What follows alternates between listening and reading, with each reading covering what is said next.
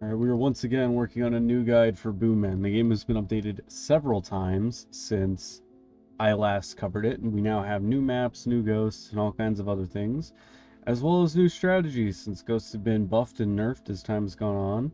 And I also have almost every mask unlocked at this point, as well as all the perk pins and maps, so let's get showing all that stuff off. The thing everybody neglects to do, so much so that it's only a 23% achieved achievement, is doing the tutorial.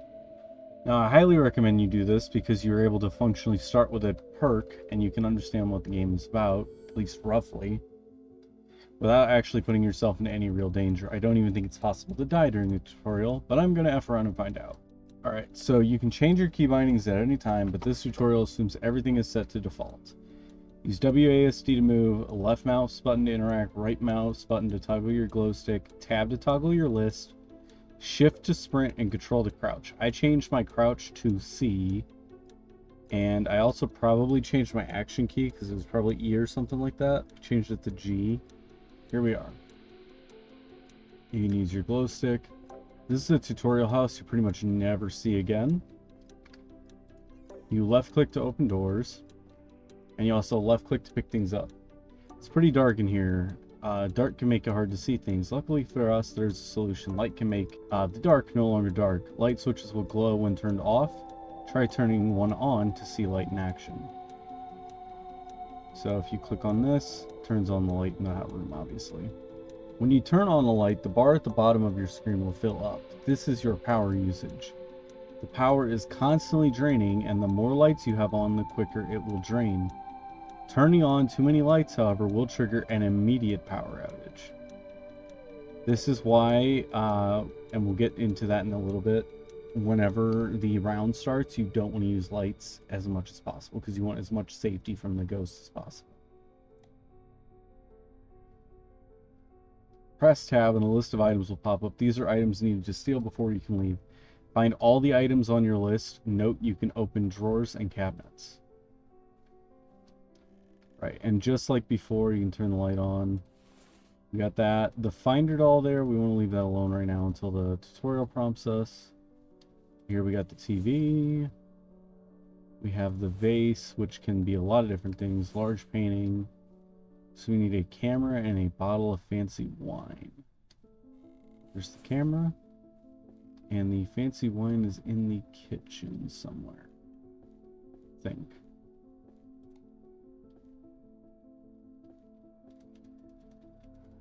Yeah, you can open all of these with left click, every single one in just about every house, and you actively do need to do that in order to get everything.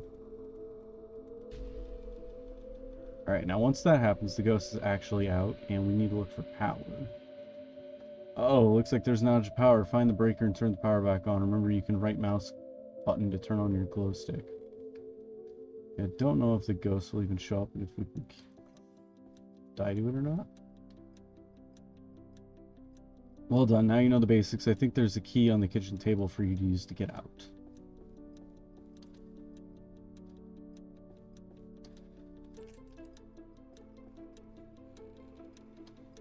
Also worth noting that the, yeah, I think there's the ghost right there. It's probably the scav. One last thing to mention, try to stay in the light because you never know what could be lurking in the dark. Yeah, I think that's just there to demonstrate, like, hey, the scav is there, it can kill you, and then you can turn on the light and get away from it. But I think he's literally just going to stand there menacingly the whole time. Okay, I can finish this, but I've already done it. Oh, there's literally an invisible wall preventing us from getting killed by it. That's cool.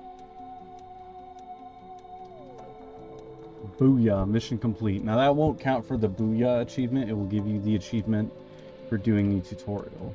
Difficulty and map settings. So difficulty at easy means you can have up to 4 lights. 6 items will be on the list and adds 2 for each person that joins the party afterwards. So if you have 2 people, it's 8. 3, it's 10. 4, it's 12. Breaker starts at full capacity, which means it takes about roughly 5 minutes if nobody turns on any power. $100 reward that gets split between each player. Normal, up to 3 lights at once, 8 items on the list and then scales to each person, if I remember correctly. Breaker starts at 85%, usually takes about 4 minutes for the power to go out. And then you get a $150 reward split up amongst all parties. Hard mode, up to 2 lights at once. 12 items on the list, scales for multiplayer. Breaker starts at 40%, so it takes about 2 minutes for the ghost to show up, with a $200 reward. Insane, 1 light only, 16 items on the list. Breaker starts at 10%, meaning it takes about, that's 30 seconds, with a $250 reward. And Nightmare, 1 light, 2 boommen, max items. Breaker starts at 1%, no hints or helper dolls, $300 reward. You're not doing that. Like, just being real, the AI on the ghost is way too high. We usually like to adjust it depending on which map we're doing. So if we're playing a big map, it'll be easy. Medium and small maps we'll try to do normal, and a lot of times on the smaller maps we'll try to do hard depending on how well we know it, such as the Cubicle Gardens or Riverglen. For the purposes of this, I'm just going to keep it on easy. The host is the only one that needs to have the maps, so if all the other players in your party just want to buy masks and badges and stuff, they don't have to pay for the maps, only the host does. When you start the game, you'll only have Riverglen and Leeroy Estate. Given the choice, Riverglen is the easiest map you have access to.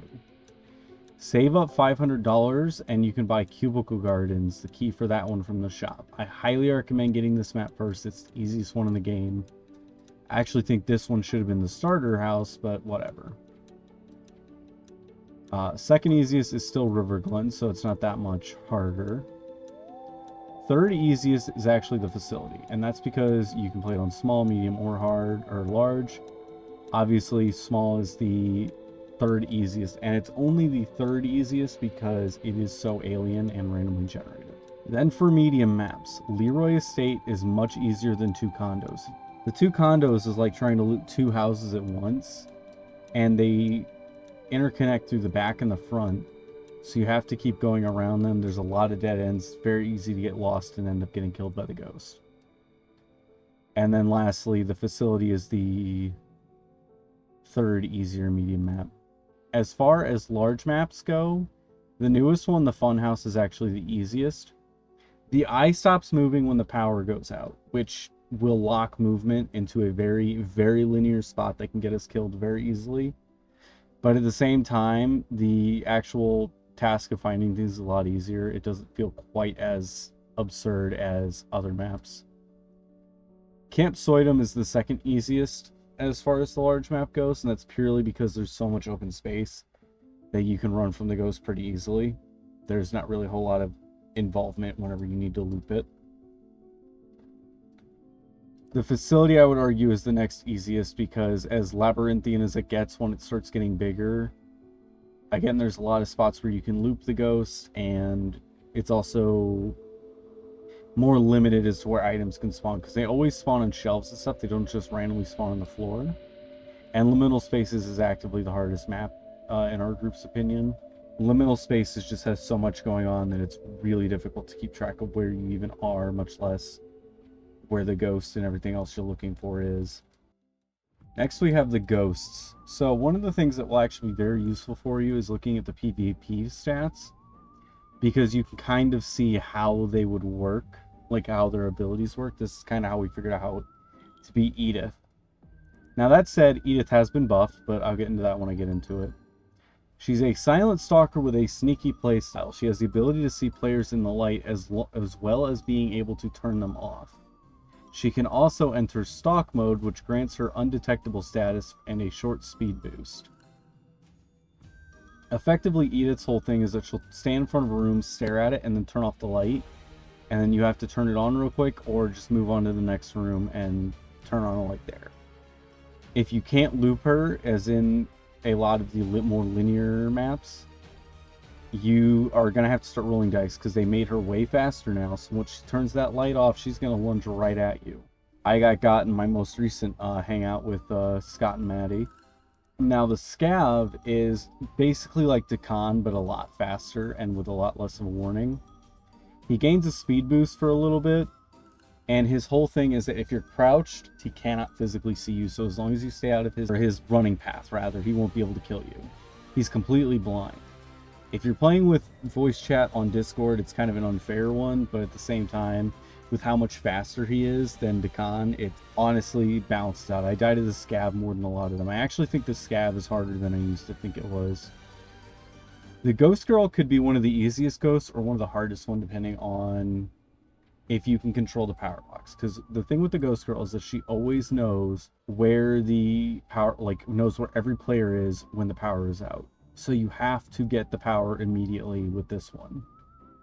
As a rule, it's better to just keep somebody on the power box whenever it starts getting close to time anyway. But especially because this one is particularly deadly. The troll is honestly not that hard as long as it's not too dark in the house that you can't use your glow, you have to use your glow stick to see around things. The ground will shake and you'll hear a lot of loud thumping noises. He has an ability now that lets him roar to turn out lights and make your glow stick glow. Now that whole ability to turn off lights is actually more of a benefit than a curse, because he'll turn off lights in rooms you guys aren't in, so that you can cut down the amount of power. The troll is honestly one of the easier ones to deal with as long as you don't use a glow stick. The mimic, this is the we hate this ghost with a burning passion, because no matter how many times they tweak its AI, it will always just beeline everybody and kill them. It's one of the ghosts that has the ability to turn out the light because it mimics a player, and we have a few ways, like obviously if that player's dead, but also just kind of crouching repeatedly to like show that you're not the mimic so we don't freak out at each other. And the actual strategy for the mimic is to just keep running around the rooms rapidly, turn light on, quickly scan it, and leave it before it shows up. That's the ideal strategy, but unfortunately the mimic is just not. Every time we get the mimic, it might as well be a wash. Cynthia is another pain in the ass ghost, and only because she can teleport. So the fake mannequins, she'll leave behind a lot of fake mannequins as she moves around, and if you see something, like if you see one of them moving, that's the real Cynthia. The other thing you can do to figure out if it's the real Cynthia is turn on the light in the room, because all the mannequins will still stay, but the real Cynthia will disappear. So you can start breaking the mannequins with the light on like that. Just careful about getting too close to the dark, because she can end up popping Witch Doctor or something early. Then we have one of the new guys, Arnie. Arnie's whole thing is that the body can't see, but the head can. If you see the glow stick flashing or hear the moan sound he makes, just crouch, stop moving, don't do anything, don't even turn, just stand there. The body might be able to kill you whenever it walks into you. I have not tested that around too much. But Arnie is honestly not that difficult to deal with. It's just a very big patience tester. And the last new guy is the Scamper. Scamper is a skinless stalker that is only seeable to the person it is stalking, which is why this ghost is actually kind of easier to deal with than a lot of other ones. Effectively, if one player says, hey, the Scamper is following me, and they're on the opposite side of the house, then everybody else knows they're perfectly fine. They can turn off lights, and then the only person who needs to keep the light on is the one the Scamper is stalking. If it changes target, obviously then that player would turn on their light, and then the other person would start searching. It's kind of just one where you have to keep trading off and not have a dedicated seeker. This ghost is also deadly for any getaway drivers in the party, because they may not be looking for him. While we're on this tab, I also want to cover the dolls. So the voodoo doll spawns whenever a player is dead. And if you have two players dead, two of them will spawn. You don't know which one is which one is for which, you just have to tag them. Dead players can see it though, because they can see the little glowing light. So you can go looking for your voodoo doll when you die. The finder doll spawns at the start of every round, but you want to wait on using him for items that are harder to get or whenever you're completely out of hope in the round. Otherwise, you want to wait as long as you can on using that. Same thing with the Seeker perk. It's you're always going to get a free hint as to where something is. That said, the voodoo doll or the finder doll can be very capricious and not point you to the actual item. So you kind of gotta be careful with that. And the outage doll will spawn during power outages, and it will always spawn in the same exact spot. It also glows, so that's a benefit. But if you click on it, it'll run to the power. So if the ghost is constantly blocking the power box or targeting a player and chasing them around, you can use this and then get power back. Also, it probably needs to be said here, when you are dead, you cannot see the items that are still in the house. You can see the ghost and help track the ghost, but you can't look for items for your party. I'm going to do this round with Electrician, just to show you how you can make do until you can get Lockpicker. Then I'll show you my actual route that I ran when I was getting good at Riverglen. This game is largely just playing prop hunt at a certain point, and just learning the maps, figuring out what's out of place. And at the end of the day, it really is just a game of get good, because it's just learning where everything is supposed to be and where it's not. So for this, we have the top secret envelope, the bottle of fancy wine, priceless face, replica police box, a camera, and a rifle. So my route is usually to head right through this room and look around for stuff. And in this case, I'm really looking for that police in the box, because I always forget to look up on these things. And you want to check all of these. Also be careful whenever you open the drawers here. Whenever you reach inside, because sometimes a hand reaches back in there and tries to grab yours. Also be careful whenever you open these cabinets up here, as heads tend to fall out sometimes. Both effects are just harmless, they're just there to scare you. But if you really want to mess with your friends, don't tell them that the game will do that. It's really funny when you do. Priceless face. Priceless face has a lot of different forms, so don't get used to one. Fancy wine could also be on this kitchen table over here. You'll notice I'm avoiding trying to turn on lights, and that is kind of the way I play in all the hangout videos I've done, if you want to watch those. My friends like to turn on lights, but I can get used to this.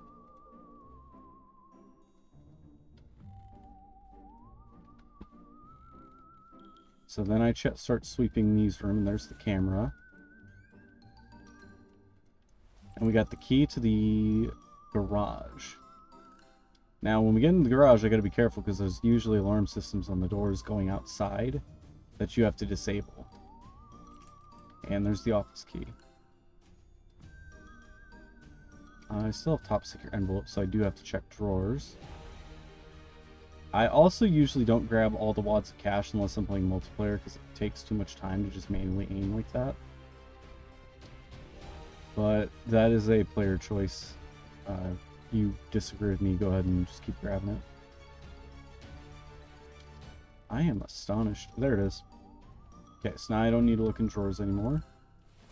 We need the rifle, the replica blue police box, and the bottle of fancy wine. I'm going to break my own rule here for a second.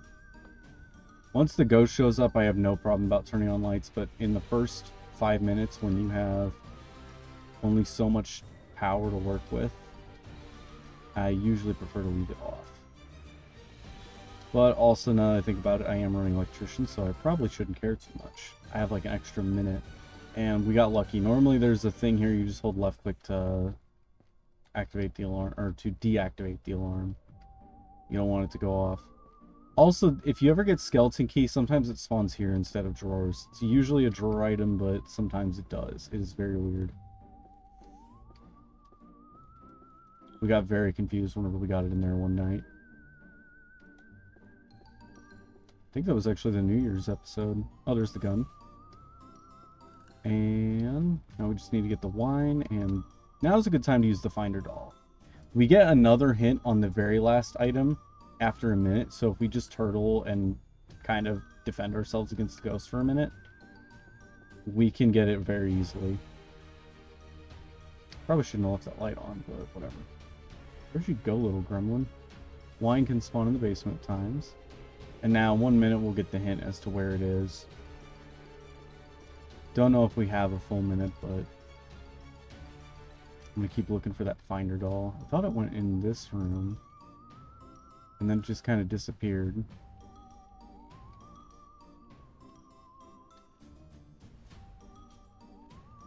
Oh, here he is.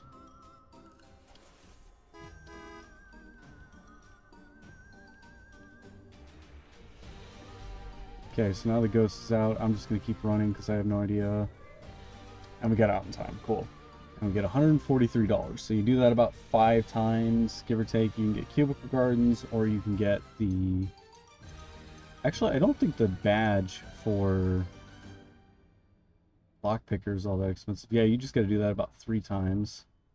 Even less if you just choose not to get electric. Well, no, you only have to do that about twice if you get Lockpicker. Now this is my run on the Cubicle Gardens. I'm going to run Electrician, just kind of use a default badge so you guys can kind of see what I'm doing. Alright, so in this house I like to start heading right first. And Skeleton Key is actually not threatening. There's Top Secret Envelope. Black Laptop can be pretty annoying. I actually just died to a boombox, but fortunately got a laptop right there. And Smartphone can be in a lot of different places. Smartphone literally just looks like a white iPhone or like something smooth like that. Like a very basic phone. Camera, we also have a safe, so once I get the key for that, which is going to be invariably in one of these drawers, since this is the only room in the house that has drawers in it. 2610. And you'll notice we got both Top Secret Envelope and Secret or Skeleton Key. And then 2610. This is how you would get the achievement for opening a vase, by the way, or a safe, by the way. And you'll see we have $440 up in the corner. If you're playing multiplayer, that's the best way to get money. Now I need to find the boombox or the Find It All, either one. We have a minute to get the hint, and there's the Find It All, so I'm just going to use him. And I've already lost him.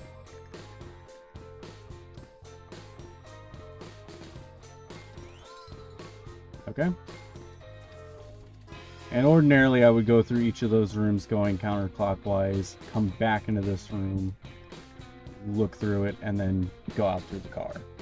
I want to go over all the lock-picking routes in the game before we continue this, at least just to beeline unlocking the doors if that is your job, because that is a very specific task that you have in your party. So to start with, we'll do Riverglen Lane and just go through as normal. So in Riverglen, when you enter the house, you're just going to go left and open the office.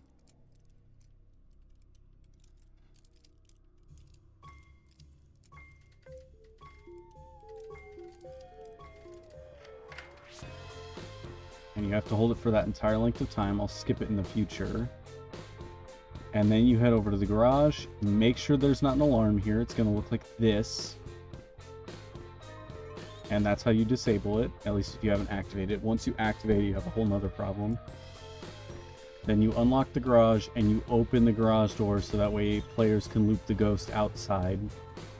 You are not safe outside, by the way, in case that is not mentioned earlier in the video. You cannot escape. Now, in Leeroy Estate, you have 2 doors to unlock. So from the entrance of the house, you go right through this hallway area. Dining room.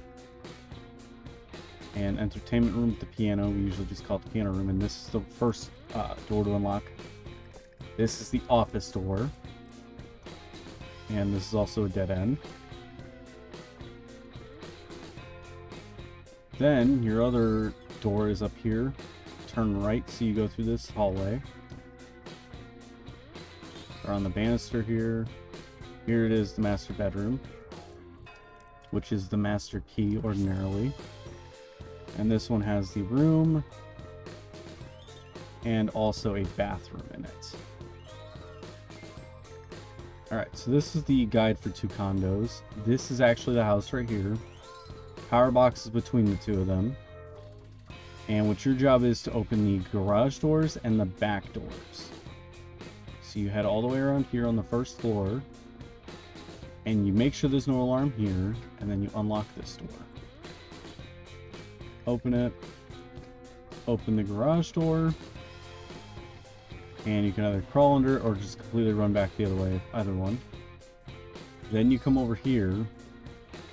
And you enter the right house. should be mirrored for the most part. Make sure there's no alarm. Open that, open the garage. And that will allow people to loop the ghost in the front. And also switch houses from the front, much easier. Then you come back here and you start opening these doors by these back tables.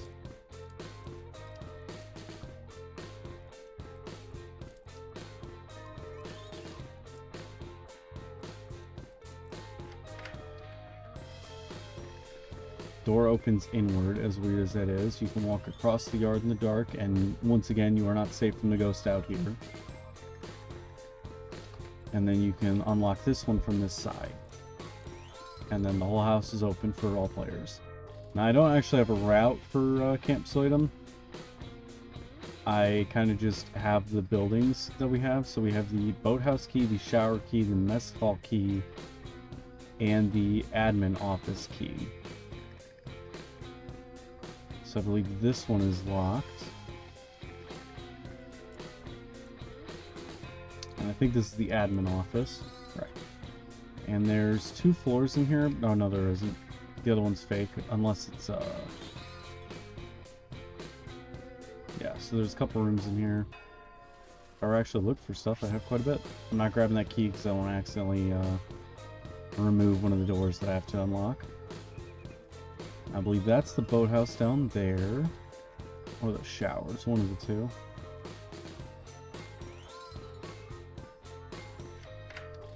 It is indeed the boathouse.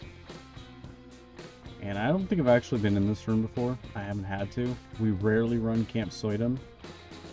So maybe nothing spawned in there in the times we actually won.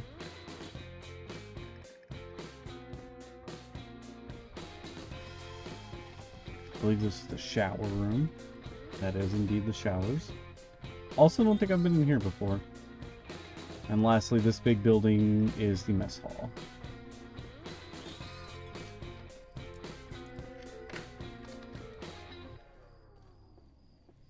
And there is another room back here in the kitchen. There are no locked doors in liminal spaces. The Lockpicker perk is useless and your job is unnecessary. Cubicle Gardens, there is one locked door, but it's not really necessary. I'll show where it is and also show why you don't open it from the front if possible. So if you're a Lockpicker, you actually would want to run this way and go over here. You could technically open it from the front, but we have an alarm system right here. So if we do that, it's going to set it off. Now, I've already shown how to fix those alarm systems, so I want to show what happens if it goes off, because that's another part of, if you're the lockpicker, you're going to be the one running into this the most. So when you open the door, it's going to start calling the cops. So what you need to do is punch in these numbers in any order, and basically you have to just keep punching these in until eventually you get it right, or just keep clicking off and get caught by the cops by the stupidest possible way. And as you can tell, it's easier to just avoid the alarm entirely than deal with this stupid thing. Yeah, so as a rule, it's kind of just RNG running through, and eventually you'll either get it or you won't. Don't just stop the alarms before they go off. There's no reason to let it go off. And that's why you never want to open the door from the outside. And then the last 2 maps, there's no locked doors, so you can just use whatever you want on those maps. I'm going to start with Perk Pins. Perk Pins. So by doing the tutorial, you'll have enough for either Electrician or Goosebumps. Given the choice, I would recommend Electrician because it gives you a little bit more time as you're trying to learn the game. Goosebumps will notify you when you're near a ghost, whether you're in the light or the dark. But it's not the most consistent, and most of the time you're going to know if you're around the boom end, because you're either going to be dead or they're going to be right in front of your face. Electrician just increases how much electricity it has at the start of the round, and it does not stack, meaning you can't have multiple members of your party apply it at once.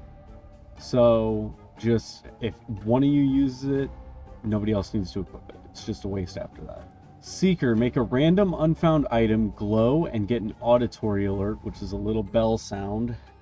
We had it go off a lot during the training or getaway driver video. And it lasts for 1 minute and 20 seconds. Once per round, only visible to the player and audible. Use the action key to trigger, which for me is G, I believe, and not visible through walls. It will basically glow white whenever it happens. Safe and sound doubles the chance of a safe spawning. Does not stack, applies at the start of each round. Once again, one player could equip this. Safes aren't the most consistent thing in the world, so increasing the rate of them is okay. You'll get a lot more money as a group, but if you're playing by yourself, you're not going to lose any money to party split. So you're still going to make out with a decent amount. If you're playing in a group, one person might want that, depending on the situation. Witch Doctor, a great jack of all trades item. This is actually best for the getaway driver, because at any time you would have died, the Witch Doctor will activate and grant you a second chance. It'll have an animation, so you'll know if it's been used. You can only use it once per round, and it triggers automatically. Nightlight. Drop a flare that will light up the room for 16 seconds, scaring away a boom-in. If you played Phasmophobia, it works just like the smudge sticks effectively. 3 uses per round. Very good, but a lot of times we tend to forget that we have them or just can't get to the button.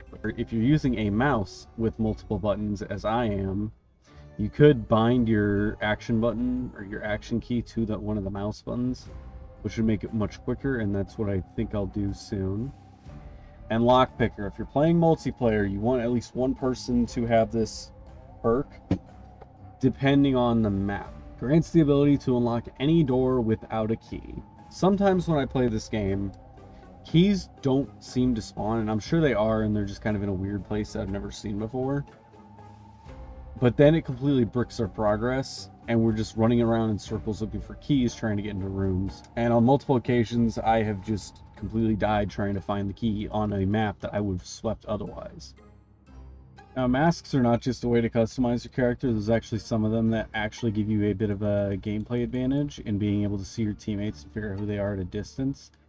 Any of the masks that say glow, such as green glow, blue glow, pink glow, but also a few others, such as Ghoulish Pulse, which is exclusive to the Halloween event, the Christmas Lights, which was exclusive to the Christmas event, Cosmic, Hypno, Polka Dots, and I believe Dizzy Tunnel. I don't think Moon and Static are, but I will have to experiment with my group to find out.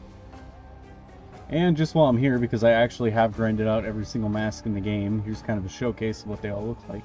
White, green glow, blue glow, pink glow, red latex, oozing slime, ghoulish pulse, which was the Halloween exclusive, green ghouls, blood splat, clovers, pumpkin, autumn, Christmas lights, which was the Christmas exclusive, changing colors.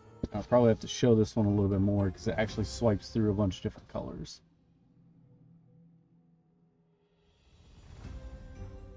Golden mask, cosmic, hypno, polka dots, clear blue, so you can basically just have your character with no mask, blood vessels, doodle, dizzy tunnel, which is based on the 90s room, I believe, the moon, static, snowfall, tattered, and Mango Hook TTV.